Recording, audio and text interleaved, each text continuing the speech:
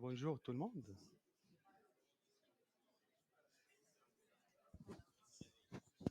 Alors, bonjour tout le monde. Bonjour. Ah, c'est correct. Bonjour tout le monde. Là, bienvenue pour aujourd'hui là pour cette conférence là de la dette organisationnelle dans le cadre de transformation agile. Je suis Mohamed Medeb, le directeur d'excellence du centre d'excellence Lean Agile à Kofomo. Je suis coach Lean Agile depuis bientôt là 2 ans. J'ai travaillé là au niveau de l'Afrique, au niveau de l'Europe, et maintenant je réside depuis plus de 3 ans à Québec.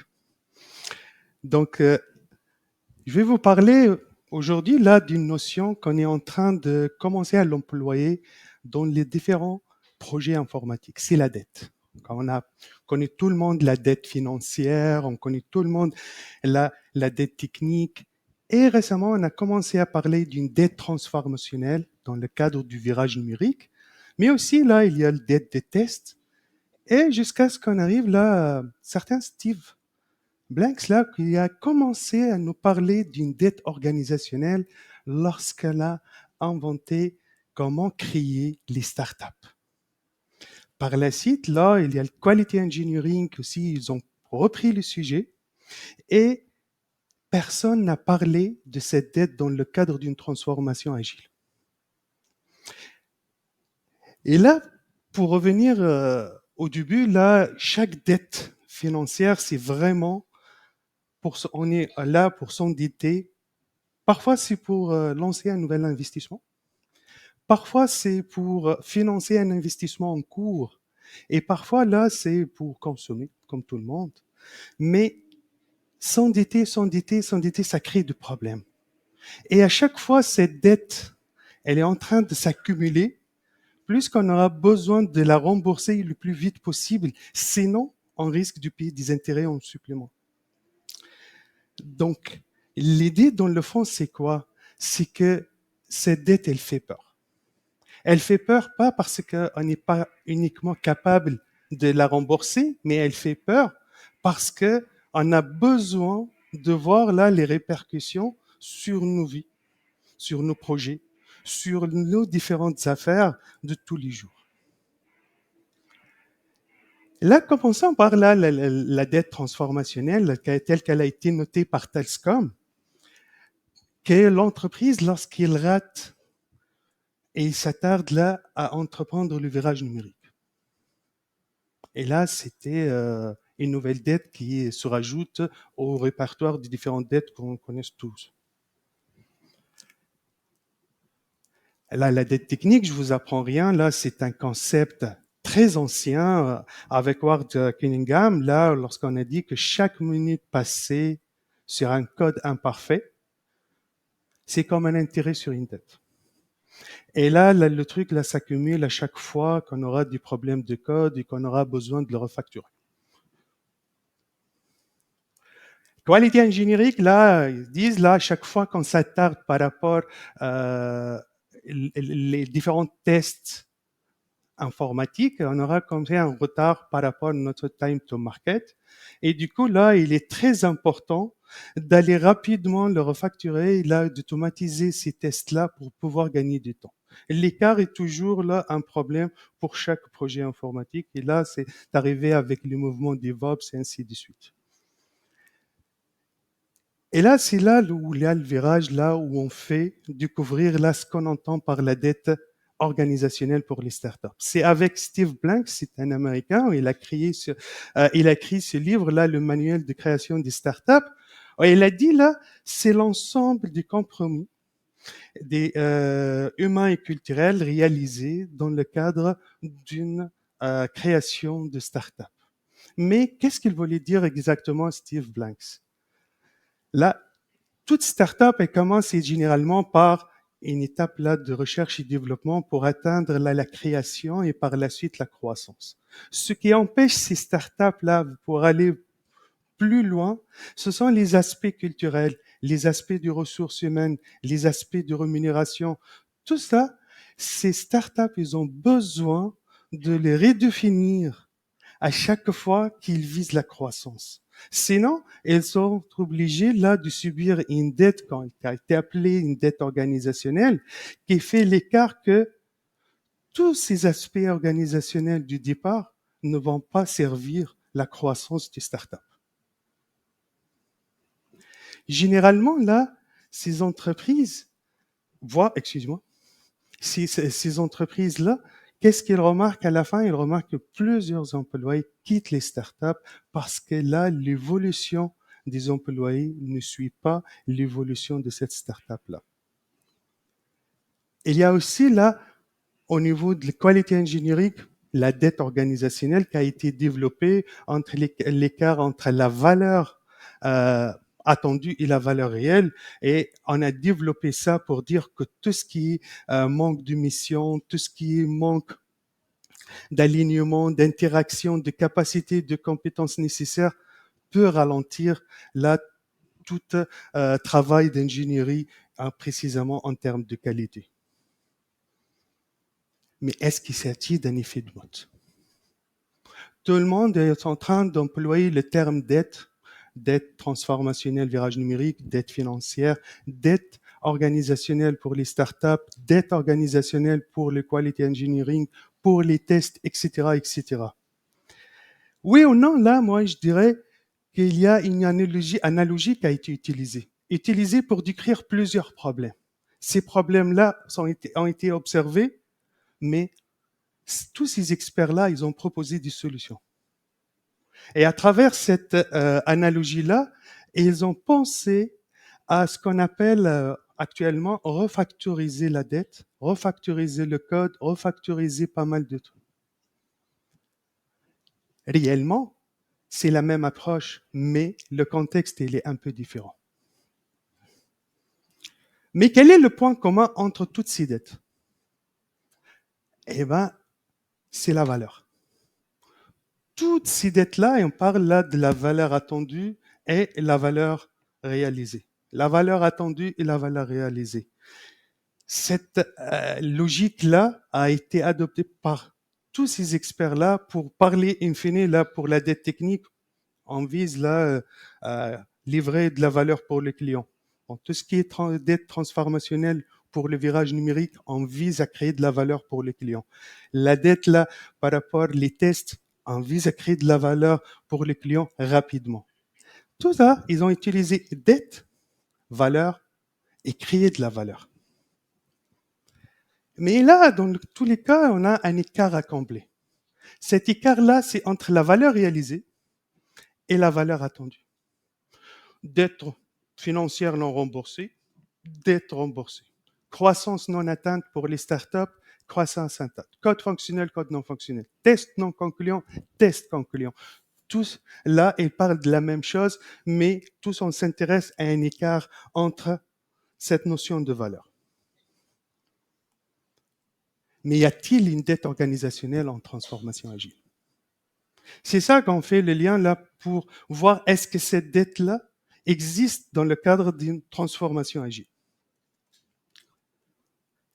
Mais pour pouvoir là commencer à traiter ce sujet là ou répondre à cette question, j'aimerais bien là vous partager une définition que je l'ai trouvée là peut faire le lien entre ce que nous venons de discuter. L'agilité, c'est la capacité d'une organisation à créer de la valeur et à satisfaire continuellement le client final, tout en s'adaptant au changement de son environnement. C'est Jean-Claude Grosjean qui a créé ça au niveau de son livre « Culture agile ». Une telle définition est résonne auprès de toute organisation, peu importe le domaine, peu importe le secteur, c'est parlant à tout le monde. Parce que tout le monde va comprendre la même chose sans rentrer dans les détails et les contraintes de chacun. Donc, on pourrait toujours penser qu'on aura une transformation agile non réalisée et une transformation agile réussie, d'accord, avec une notion de valeur. Ça, c'est logique, là, parce que là, on a tous opté pour l'agilité lorsqu'on parle à créer plus de la valeur pour nos clients, et ainsi de suite. Mais par où commencer là pour développer cette hypothèse-là? Là, ce qu'il faut savoir, c'est qu'on ne transforme pas notre organisation pour rien. Devenir agile, c'est pour des bonnes raisons. C'est soit là pour plus grande satisfaction client, soit pour des produits à plus forte valeur ajoutée, soit pour réduire les délais de mise en ligne et de mise en production, ainsi de suite. Mais quel sera le résultat si on ne détermine pas tous ces objective key results de la transformation? C'est question. La même chose, lorsqu'on parle d'une transformation agile, ça nous amène à parler que c'est un changement culturel avant tout. Quel sera alors le résultat si le changement culturel n'a pas été pris en considération lors d'une transformation agile? Ce sont différentes questions là qu'on est en train de voir dans tous les jours, dans tous les projets de transformation. Et la même chose, la question la plus fondamentale là, c'est être agile ou faire de l'agilité. C'est toujours la même chose là, lequel là il faut commencer. C'est comme l'œuf et le poulet là. C'est la poule, excusez-moi, là qui est venu le premier. Est-ce qu'on a besoin de commencer à faire de l'agilité avant d'être agile ou le contraire? Mais il y a toujours là, quel sera le résultat? Si on va faire de l'agilité, on commence à le faire, mais réellement, on n'a pas cet état d'esprit agile. On n'a pas cette culture agile. C'est quoi? Aussi, à chaque fois qu'on entame un projet de transformation d'agilité, là, on se pose toujours la question, c'est quoi le modèle le plus adapté pour cette équipe? C'est quoi le contexte? Quelles sont leurs attentes là? Scrum, du Save, du Kanban, du Scrumban, du Scrum. Et là, et tout le monde là tire vers son idée pour dire là, c'est un cadre de travail qui répond à toutes les attentes de nos clients. C'est une méthode qui est plus performant, disons, sur terrain. L'autre, c'est parce qu'on a un bon retour d'expérience, ainsi de suite. Mais moi, là, ce qui m'a fait attirer l'attention, c'est que au niveau de ce livre-là de George Box, c'est que essentiellement tous les modèles sont faux, mais certains sont utiles. Donc, pas forcément là que l'essai va résoudre le problème de tout le monde. Pas le Scrum qui va résoudre le problème de tout le monde. Pas le Kanban qui va résoudre le problème de tout le monde. Je cite la liste là, Agile Umbrella, là, elle contient énormément de processus de développement informatique agile, des cadres de travail, des méthodes, ainsi de suite. Mais quel sera le résultat si on ne choisit pas le bon modèle de transformation? Ce sont d'autres questions. Et là, moi, je suis tombé un jour sur un site web là qui parle de Agile Fluency Model, qui a été inventé là par James Shore et Diana Larson. C'est un modèle, pour certaines personnes, ça a été interprété comme un modèle de maturité. Alors, ce n'est pas le cas. Pour d'autres experts, a été interprété par une façon de mener la transformation agile. Oui et non. Pour d'autres experts, ils ont pensé que ce sont des parcours dont je suis convaincu avec cette idée-là, ou appartenir à une zone pour pouvoir développer notre capacité à être plus en plus agile. Mais pourquoi là, c'est ce modèle-là que je vous parle s'inscrit dans cette histoire de tout ce qui est dette.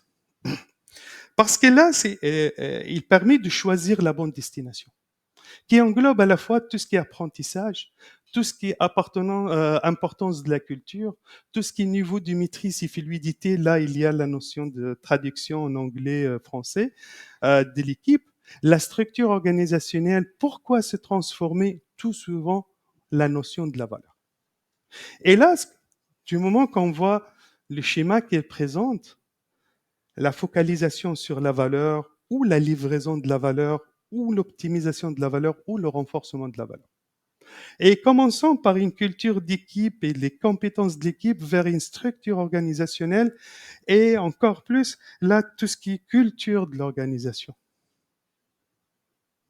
Mais dans aucun cas, là, il faut comprendre qu'il s'agit des niveaux de maturité. Parce que là, ce qu'on va faire, ce qu'on va voir ensemble, c'est que c'est un modèle intéressant pour définir les attentes vis-à-vis à l'agilité. C'est en termes de bénéfices et se rendre compte des efforts à fournir. Mais pourquoi? Parce qu'il pousse à réfléchir à pourquoi et quoi, avant le comment, il donne le cap. Mais si on a besoin de se transformer, de mener, de lancer un projet de transformation agile, c'est bien.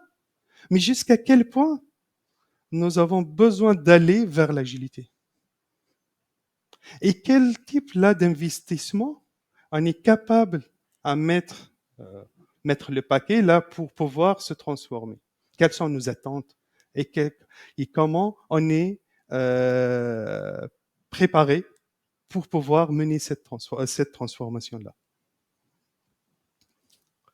Donc là, les investissements et les bénéfices, ça constitue là le noyau dur de de ce cadre de travail, l'Agile Fluency Method, où là on trouve que la durée de réalisation aussi, c'est joue un rôle très important pour pouvoir expliquer tous investissements dans le futur, mais toutes attentes par la part des parties prenantes. Là, pour voir la notion de dette, focaliser sur la valeur, c'est leur premier parcours qu'ils proposent. Et c'est quoi? C'est de se concentrer sur la création de valeur. C'est collaborer avec la planification et la priorisation de la valeur. C'est une progression des objectifs et on s'arrête à une culture d'équipe agile. C'est tout. Ce qu'on a besoin, c'est un apprentissage du Scrum, Kanban, etc. On fait un investissement dans le développement des équipes, dans tout ce qui est formation continue, ainsi de suite, et on s'attend à une visibilité sur le travail des équipes. Tout ça, ça prend entre 2 et 6 mois, et on pourrait se déclarer ouvertement devant tout le monde qu'on a mené une bonne transformation agile. Et là, on le voit généralement là dans plusieurs équipes projets qui souhaitent mettre en place l'agilité, mais sans penser cette équipe-là, elle fait partie de toute une organisation globale. Donc, c'est faire l'agile sans les fondamentaux, créer un écart entre ces investissements et ces attentes-là. Et les attentes sont en termes d'une bonne visibilité du travail et vont retarder le démarrage de la transformation. Parce que là, on a besoin de distinguer entre une transformation agile et un changement agile. Là, la transformation, là, c'est on part d'un point de départ qu'on le connaît bien vers un point d'arrivée qu'on n'a aucune visibilité. Alors, dans la gestion de changement, on connaît bien le point de départ et le point d'arrivée. Donc, tout effort de transformation nécessite un travail de changement, mais pas tout changement explique bien qu'on va aller vers la transformation. Donc, on verra une perte du focus sur la valeur. La même chose, si on va vers le deuxième parcours, ce qu'on entend par livrer de la valeur,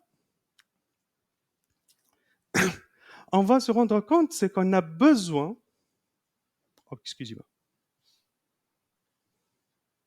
on a besoin d'avoir maîtrisé le premier parcours et penser à une cadence régulière et définie avec une intégration continue et un déploiement continu, ce qu'on le voit généralement avec le mouvement et les méthodes de DevOps et l'implémentation des DevOps au niveau des équipes techniques, dont l'objectif et les bénéfices, c'est faible défaut et productivité élevée.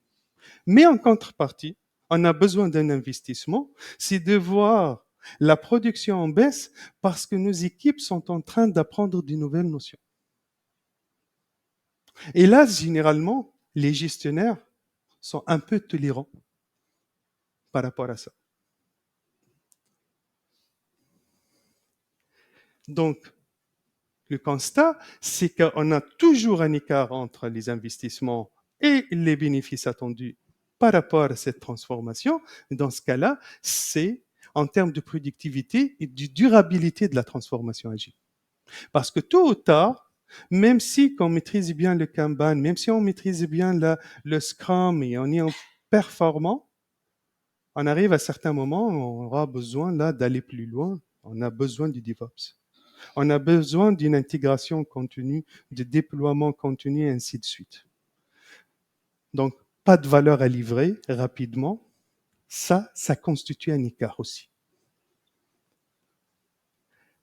Là, si on est rendu à un parcours qui est optimisé de la valeur, pardon, c'est on est dans les promesses de l'agilité.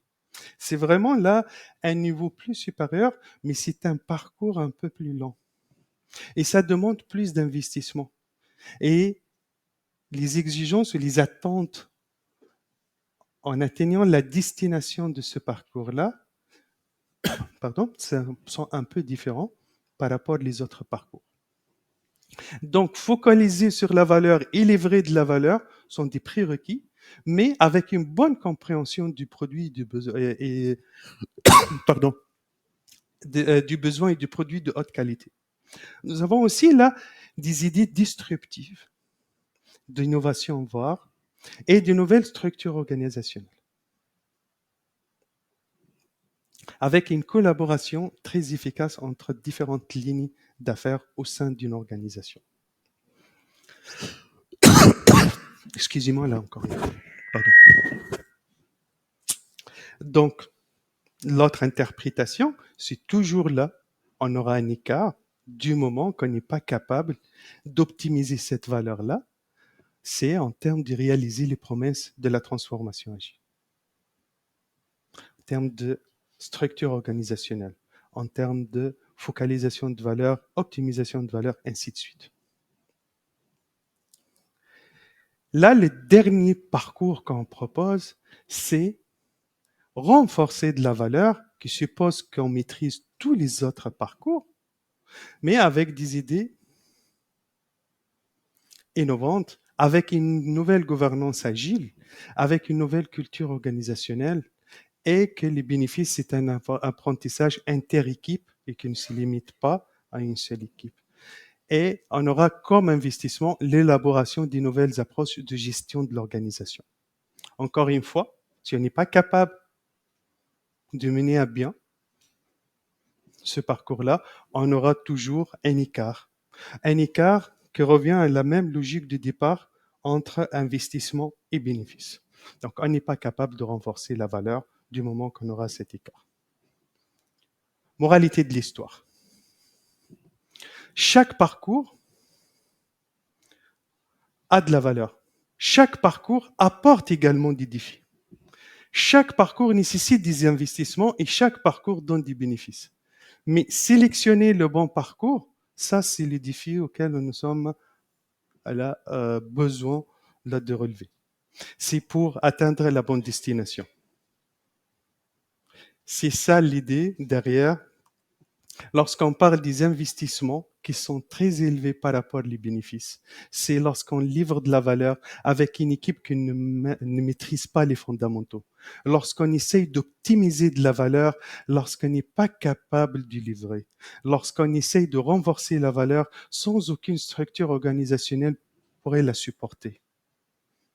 Donc à chaque fois, on retrouve que la notion de la dette, c'est cet écart entre les investissements et les bénéfices. On est en train de créer une dette.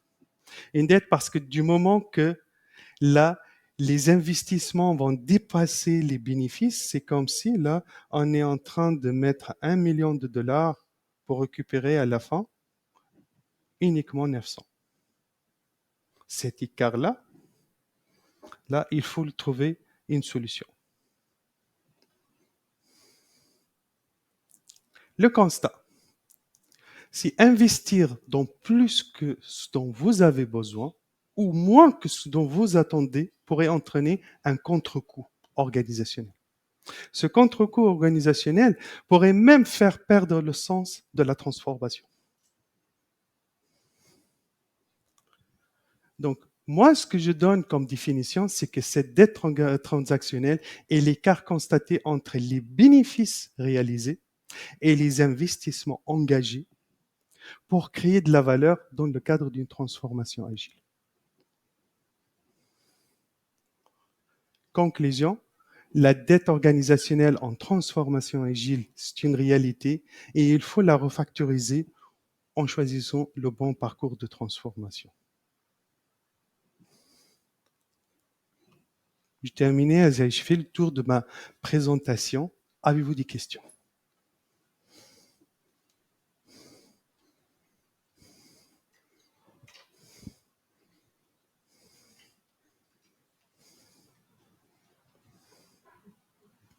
Êtes-vous d'accord que la dette organisationnelle, ça pourrait exister dans le cadre d'une transformation agile?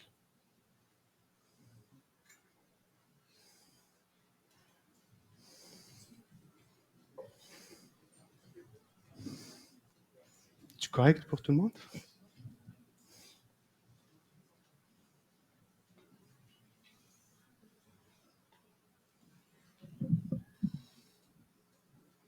Ouais. Oui, j'ai une question. J'aimerais savoir de quelle façon vous déterminez quelles sont les valeurs ou comment on peut aller les chercher.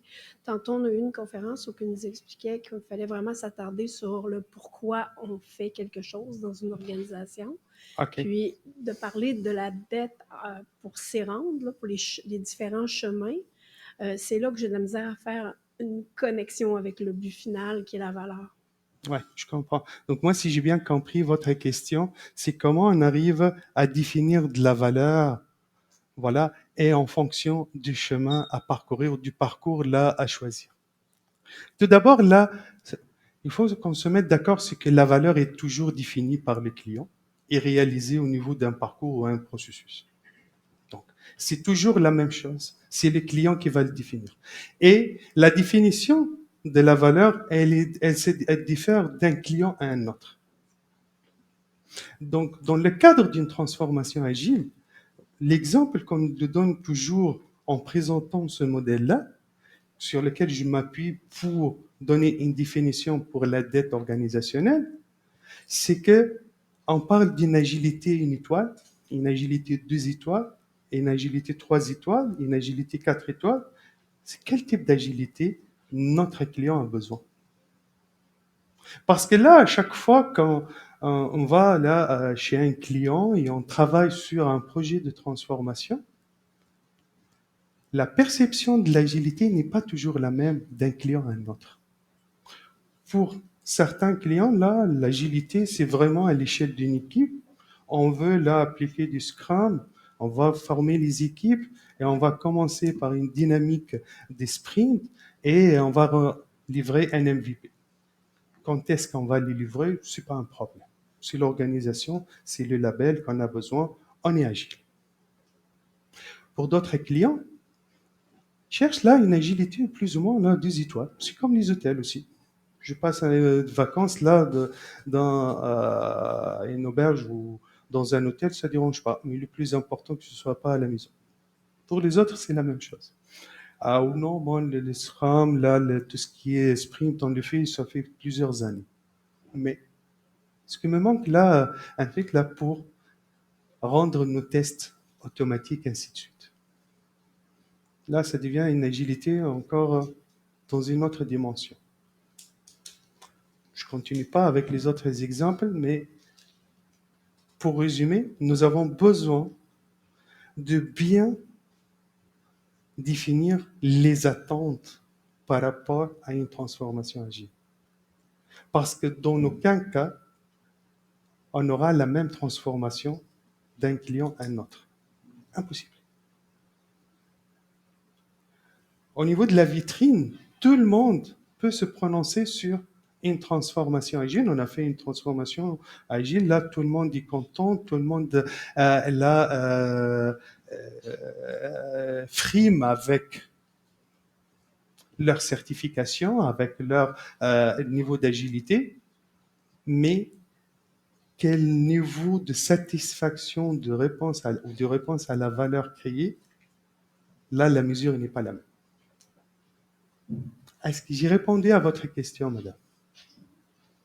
Merci beaucoup. Quelle autre question?